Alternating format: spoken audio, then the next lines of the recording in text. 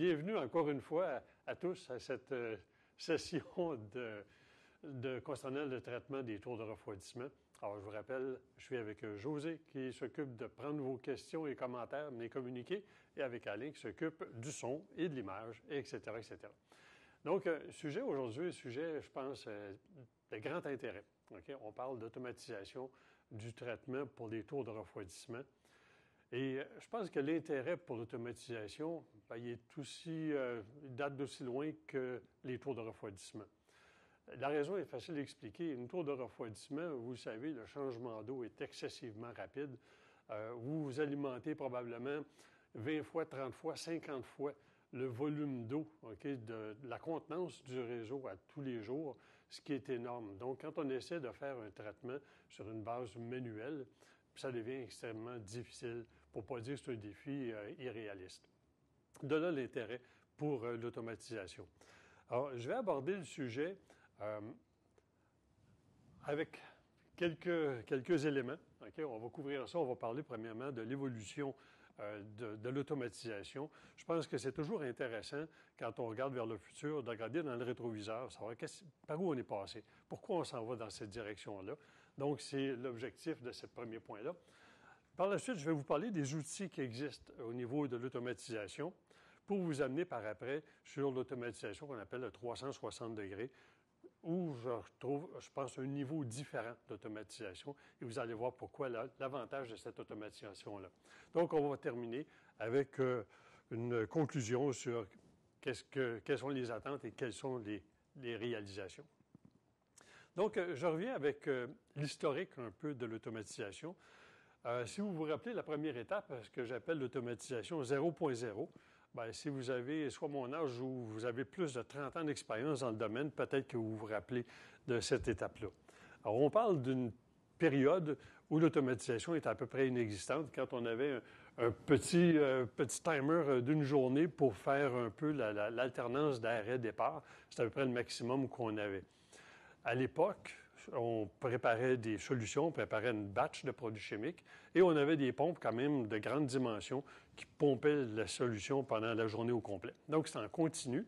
Au point de vue de la purge, c'est un peu la même chose. On avait une vanne qu'on pouvait ouvrir au mieux qu'on pouvait pour maintenir un certain cycle de concentration, donc une certaine purge. Au niveau des biocides, les biocides étaient ajoutés manuellement, si vous étiez chanceux, par une contrepasse d'alimentation, sinon directement versé dans le bassin. Donc, c'est un peu d'où on part. Quand les tours de refroidissement ont commencé à être en usage, c'était la façon de faire le traitement, donc d'une façon tout à fait manuelle. Deuxième étape, on va parler d'automatisation 1.0. C'est une étape où on a commencé à avoir des équipements un peu plus précis. On avait des pompes à plus bas débit, donc on pouvait à ce moment-là aller avec directement sur le contenant et non pas préparer des patchs de solutions. À ce moment-là, on avait un peu moins de manipulation, on avait une plus grande constance dans l'injection du produit, mais c'était quand même limité. La seule automatisation qui commençait à apparaître, c'est l'automatisation de la purge, avec une sonde de conductivité. Vous vous rappelez peut-être de certains contrôleurs qui pouvaient prendre cet aspect-là. Certains se rappelleront du vieux Lyle Matrix avec une aiguille qu'on ajustait au mieux qu'on pouvait. Donc, c'était à peu près ce qu'on avait comme automatisation. Encore une fois, très limité. Un peu de contrôle par conductivité, à l'occasion certaines minuteries, mais encore une fois, les minuteries, c'est des minuteries de temps, des minuteries de fréquence. Donc, on pouvait dire la pompe va partir à toutes les heures pendant 5 minutes. Donc, on ne parle pas vraiment d'automatisation, on parle plutôt de séquence d'opération. Ce qui nous amène au troisième niveau que j'appelle l'automatisation 2.0. À ce moment-là, on commence à avoir un petit peu plus d'équipement. Les contrôleurs sont plus sophistiqués. On est capable de contrôler la conductivité, évidemment, pour la purge. À l'intérieur du contrôleur, on a des minuteries, des calendriers. Donc, pour ce qui est des biocides, ça devient plus facile de faire l'automatisation. On peut déjà prévoir les injections et les durées des injections. C'est un peu ce qu'on avait. Puis évidemment, avec ces contrôleurs-là, qui sont quand même assez récents, on a également l'analyse en ligne, soit de conductivité, ORP. On a vu même les traceurs fluorescents. Donc, on commence à avoir un peu de lecture en ligne qui facilite l'automatisation du programme de traitement d'eau. c'est de là qu'on vient, et on peut voir qu'il y a quand même eu une évolution. Puis l'évolution nous amène avec un minimum, OK, ou je devrais dire une certaine automatisation, mais on n'a pas encore atteint le niveau qui est requis pour avoir une performance ou avoir une stabilité, ou je devrais dire avoir une fiabilité dans notre automatisation. Alors, qu'est-ce qu'on recherche de plus? Bien, c'est de la précision puis de la fiabilité. Je vais en reparler de la fiabilité tantôt. C'est vraiment d'aller chercher comment je pourrais dire, un support, OK, plus qu'un résultat d'analyse. Alors, on va y venir un peu plus tard. Autre, c'est communication. Donc, on a besoin de communication. On est souvent à distance. Généralement, aujourd'hui, on est toujours à distance. Donc, on a besoin de communication en temps réel.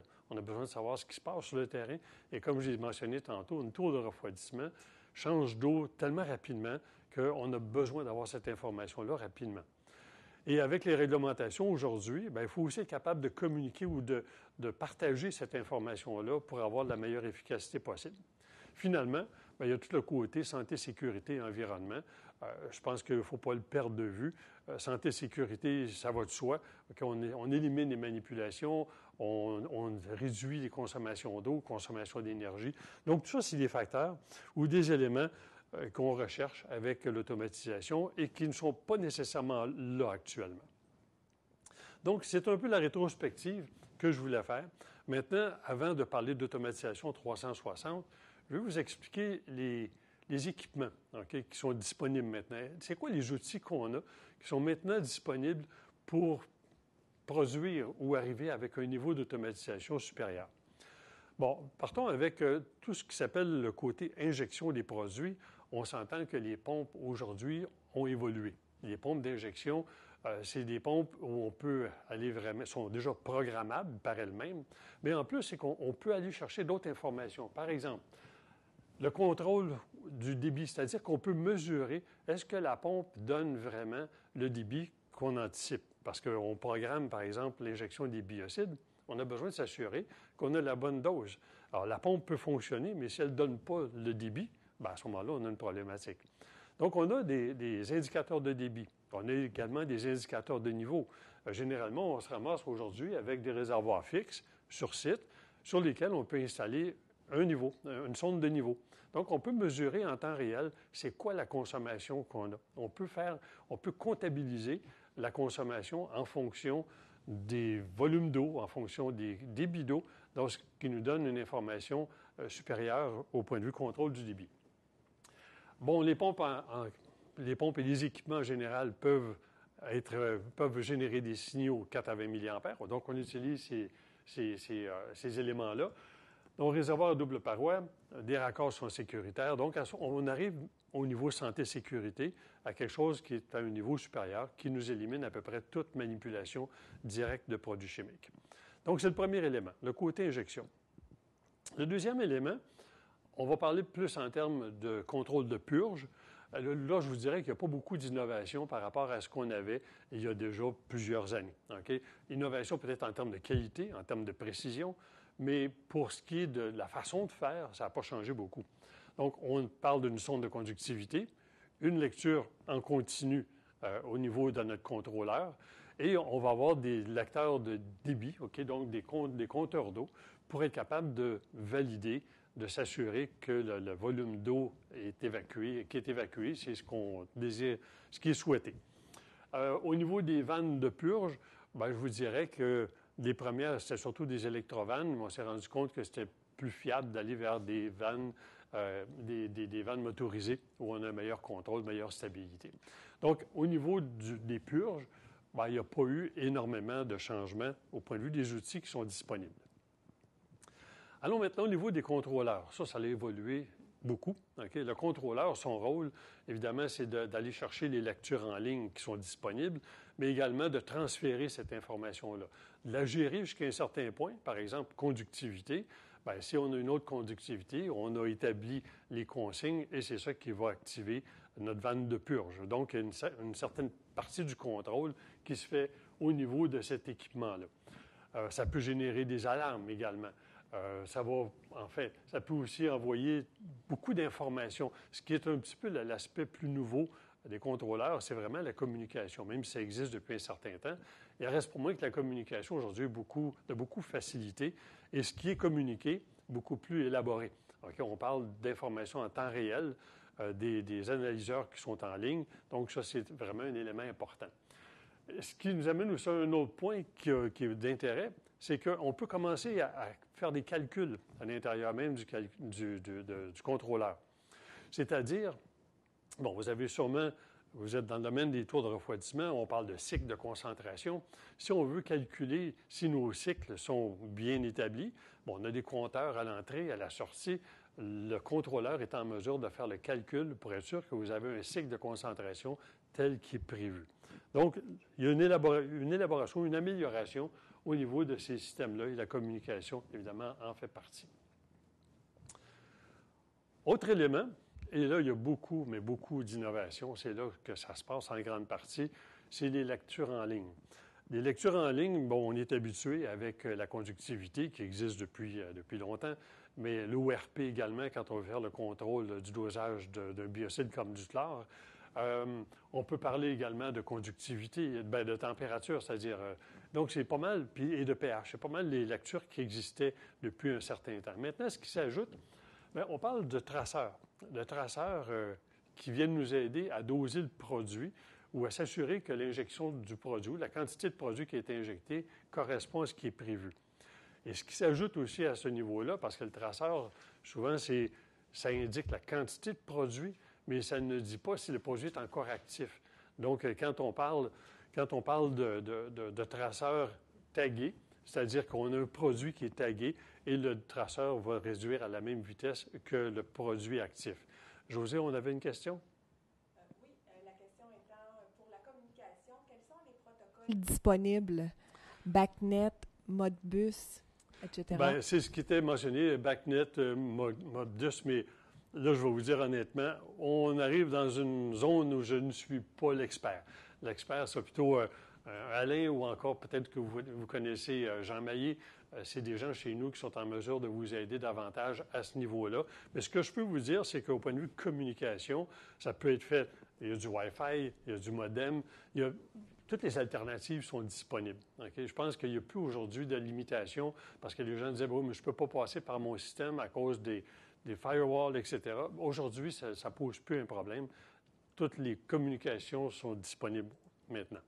Mais si vous avez des questions spécifiques à ce niveau-là, laissez vos coordonnées à José, puis soit Jean, Marc, ou enfin des gens chez nous qui sont plus spécialistes pourront répondre d'une façon plus précise. Donc, si je reviens au niveau des analyseurs en ligne, okay, donc des sondes d'analyse, la nouveauté, évidemment, le polymère qui est tagué. On va parler aussi d'indices d'encrassement, c'est-à-dire qu'on peut avoir une sonde qui va nous dire est-ce que je suis en train d'encrasser ou non. Même chose au niveau de la corrosion. Ça aussi, ça existe depuis un certain temps.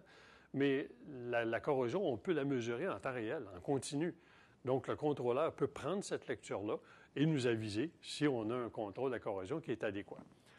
On continue maintenant avec l'azole. L'azole, peut-être que le terme vous est moins familier. Parmi les produits chimiques qui sont utilisés pour protéger les métaux contre la corrosion, bien, l'azole est là pour protéger le cuivre. Mais on ne pouvait pas vraiment l'analyser en ligne. Aujourd'hui, c'est possible. Donc, on a une sonde qui nous permet de déterminer si la quantité d'azole dans le système est suffisante pour protéger le cuivre. Donc, vous pouvez voir, c'est quand même un avantage sérieux. On parle d'ORP, pH, chlore, etc. Et une autre nouveauté, évidemment, c'est l'ATP. Encore une fois, peut-être que vous êtes plus ou moins familier avec le terme ATP.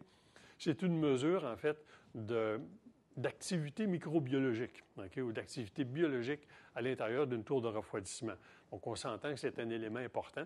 C'est directement proportionnel à la quantité de bactéries, quantité de protozoaires, différents organismes qui se développent dans la tour de refroidissement. Donc, ça, c'est des éléments qui sont là pour nous aider à faire l'automatisation. Ce qui nous amène à l'analyseur automatique, qui est une autre innovation, je devrais dire.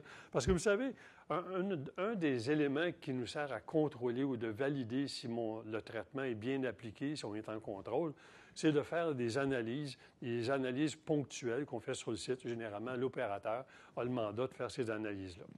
Ça pose toujours un certain problème parce que Bon, premièrement, si quelqu'un est daltonien, on s'entend que c'est des changements de couleur, plus difficile à réaliser l'analyse correctement. Ce n'est pas nécessairement une tâche que les gens apprécient beaucoup. Il y a un peu d'incertitude. Ce n'est pas toujours évident à faire.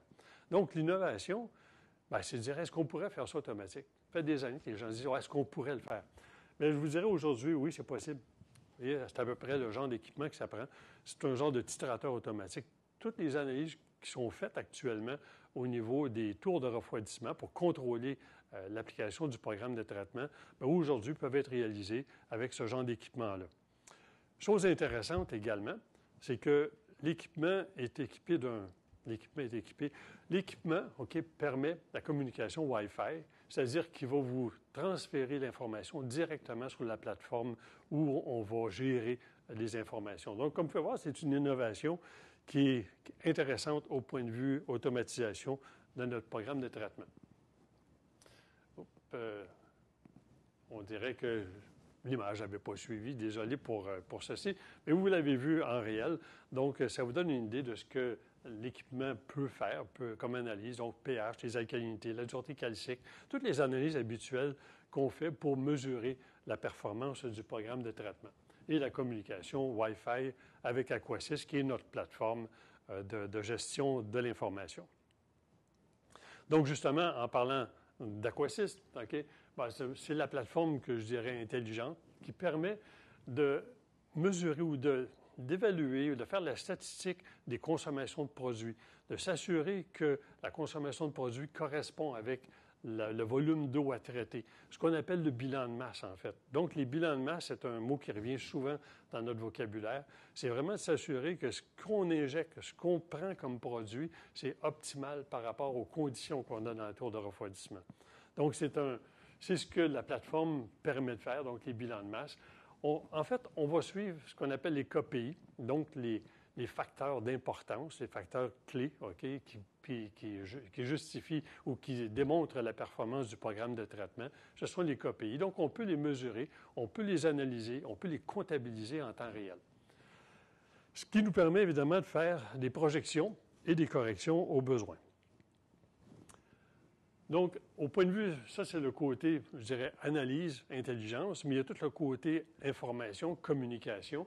Donc, toutes les représentations, normalement, c'est un tableau de bord qui vous permet de vérifier ou d'analyser rapidement par graphique ou par données, par statistique, si on est en contrôle ou si on ne l'est pas. Le stockage des documents essentiels. Et là, je vous amène sur le dossier de la RBQ, c'est-à-dire le contrôle de la Légionelle, les tours de refroidissement. Vous savez que vous devez tenir un logbook, donc c'est important d'avoir l'information, la documentation en temps réel.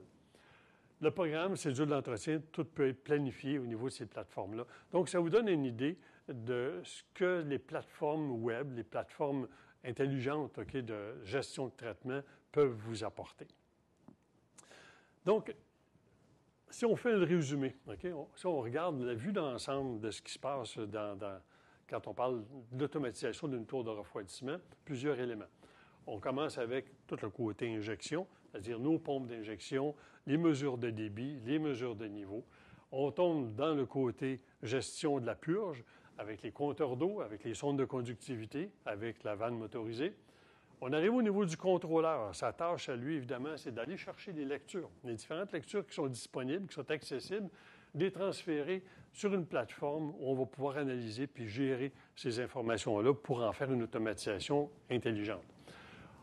On a la communication et on a, d'une façon ponctuelle, notre analyseur dont on a parlé tantôt, l'analyseur automatique qui permet de faire l'ensemble des contrôles puis de les transférer sur la plateforme.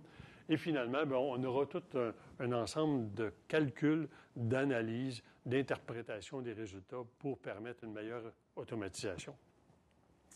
Donc, ça, ce sont les outils.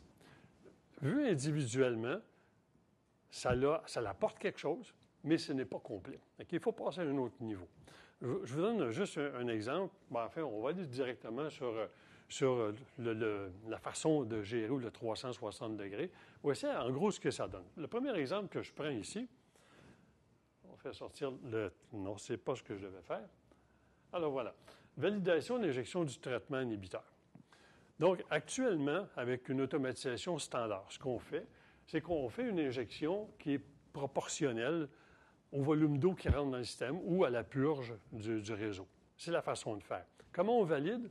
Bien, on va faire une analyse de contrôle et on s'assure qu'on a eu la bonne quantité dosée. Alors, dans le cas où vous êtes hors contrôle, okay, ça veut dire quoi? Oui, vous pouvez augmenter le dosage, OK, avec la pompe, mais est-ce que c'est normal? Est-ce que c'est parce que la pompe ne donne pas le bon débit? Est-ce que c'est parce qu'on rentre plus d'eau? Le produit est déficient? On le perd au drain? Il se mélange mal? Il y a plusieurs possibilités. Donc, quand on parle d'automatisation 360 degrés, c'est de venir valider, OK, puis d'interpréter et d'arriver à la conclusion à savoir qu'est-ce qui ne fonctionne pas. Donc, si on prend celui-là, je fais une injection proportionnelle, on s'entend.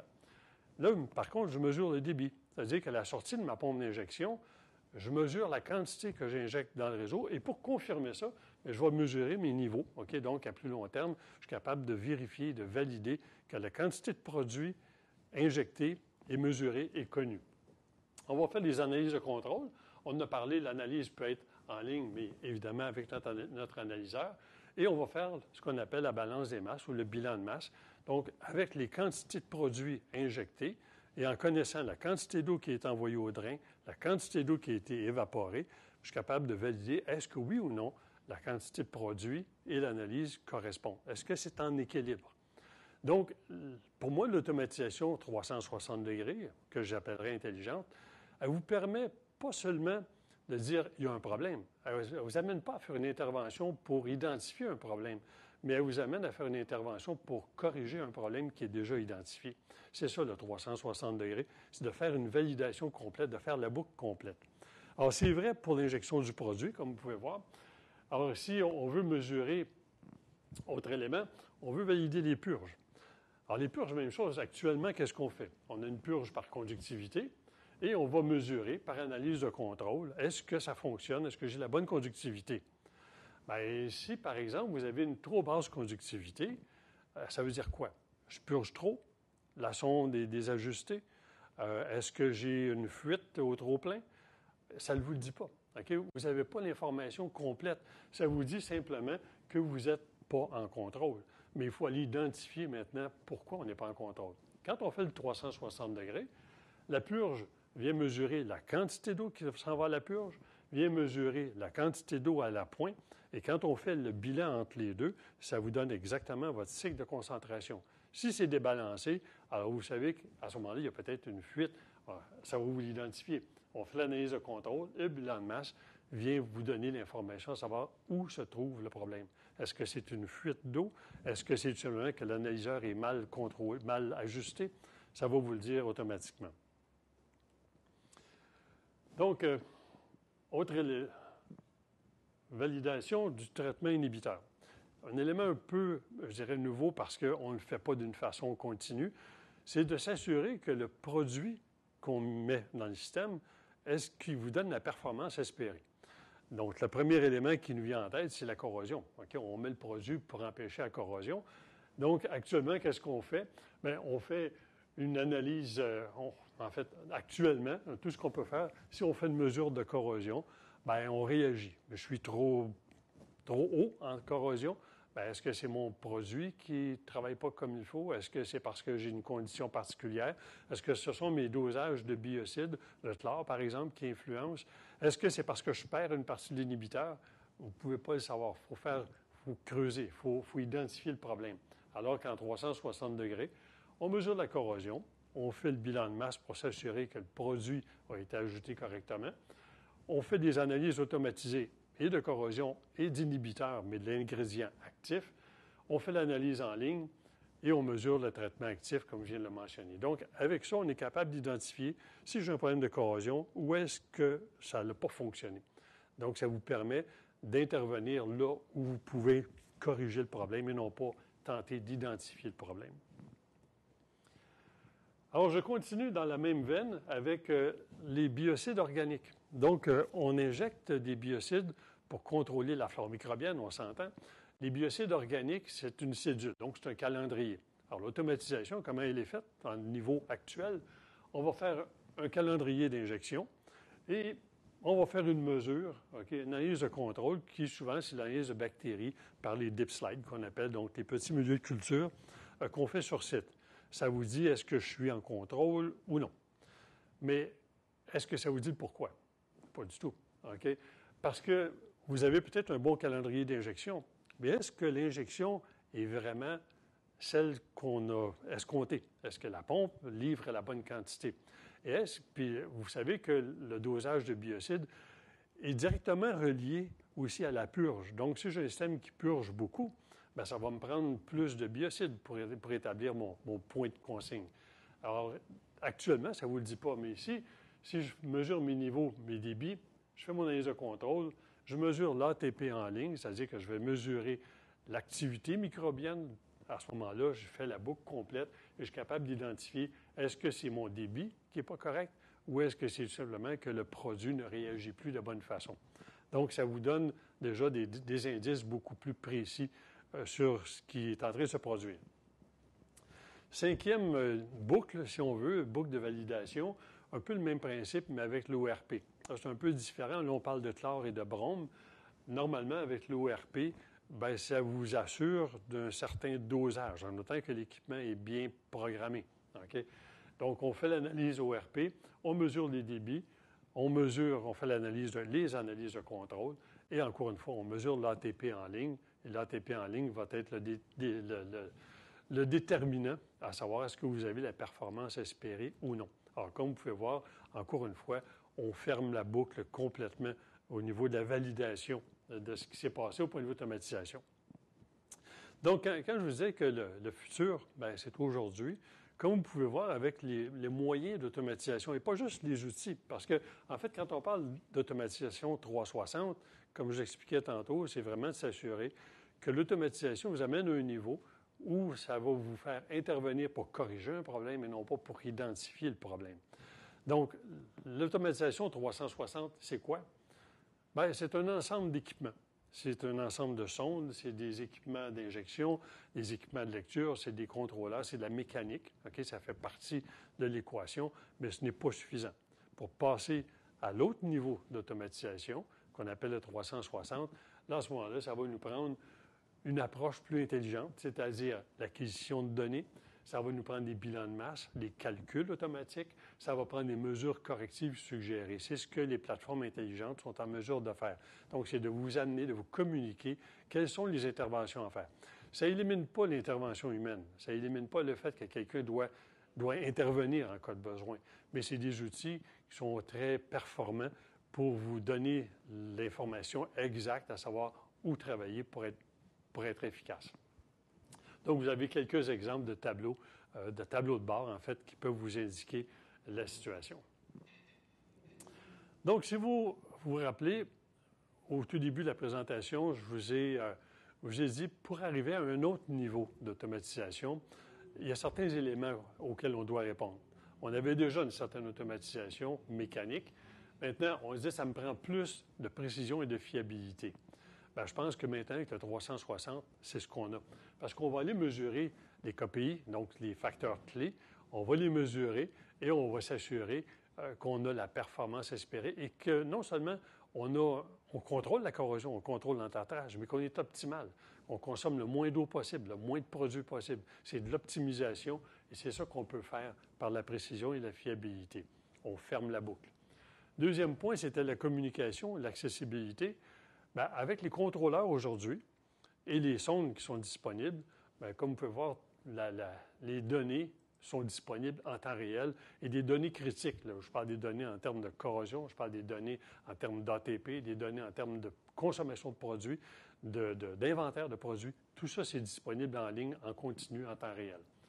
On parle de priorité, santé, sécurité, environnement. Bien, je pense qu'encore une fois, on rejoint cet élément-là.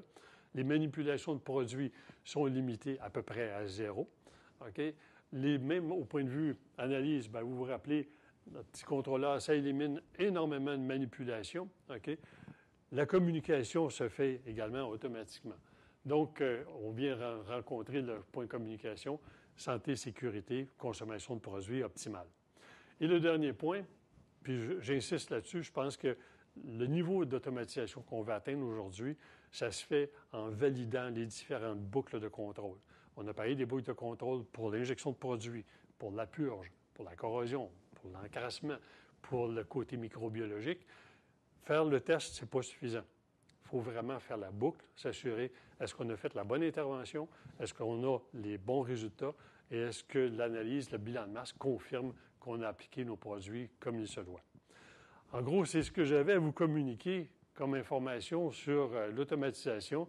J'espère que ça vous a amené certains éléments de réflexion, certains éléments d'amélioration au niveau d'automatisation que vous faites sur les tours d'eau. On dit c'est critique, une tour d'eau, changement d'eau est tellement important, c'est important de faire l'automatisation de la bonne façon. Aujourd'hui, tout est disponible pour le faire. Donc, je termine en vous disant, bien, écoutez, c'est la dernière présentation qui était prévue pour le printemps, sauf que restez à l'affût. On pourrait vous revenir avec d'autres suggestions et à cet effet-là, si vous avez des suggestions, des propositions, des sujets qu'on n'aurait pas couverts, on vous invite à nous les communiquer. Puis si on peut y répondre, ça sera avec un grand plaisir qu'on le fera. Alors sur ça, je vous dis au revoir, à la prochaine.